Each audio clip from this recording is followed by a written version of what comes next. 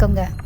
ஒரு தாயினோட பாசத்துக்கு எதுவும் ஈடாகாது என்பது போல அவள் ஊட்டிய கைப்பிடி சோற்றுக்கு ஏங்கும் மழலையாய் இந்த கவிதையை கேட்போம் வாருங்கள்.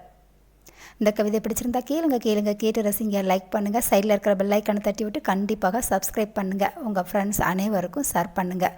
கவிதை பிடிச்சிருந்தா உங்களுடைய கமெண்ட்டை பதிவிடுங்க. உங்களின் பதிலுக்காக காத்திருக்கும் நான் உங்கள் பவானி. சரி வாங்க போவோம் கவிதைக்குள்ள. கைப்பிடி சோறு.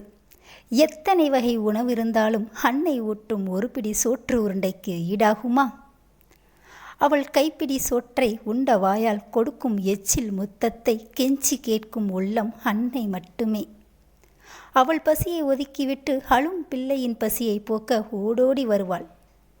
அட்சய பாத்திரம் கேட்போரின் பசியை மட்டுமே போக்கும் என்பது படிப்பால் அறிந்ததுதான். அன்னை அவள் ஊட்டும் அமுதக்கும் காட்டும் பாசத்துக்கும் ஈடாகுமா அட்சய பாத்திரம்? வரமாய் கிடைத்த அட்சய பாத்திரத்தை தொலைத்த நாம் அன்னையின் பாசத்தை பெற மழலையாய் பிறந்தோமோ? இத்தினி பருப்பு போட்டு இருந்த நல்லெண்ணெய் கொஞ்சம் ஊற்றி வடித்த சோற்றை இதன் மனத்தோடு அவள் கைமனம் கொஞ்சம் காட்டி ஊட்டும் அந்த கைப்பிடி சோற்றுக்கு என்றும் ஏங்கும் பிள்ளை மனசு. இடுப்பில் அமர வைத்து இல்லாத கதை பேசி வராத கண்ணீரை வரவைத்து வாயை திறக்காமல் அடம் பிடித்தாலும் பிசைந்த சோற்றை ஊட்டிவிடும் அன்னையை மறக்குமா பிள்ளை மனம்?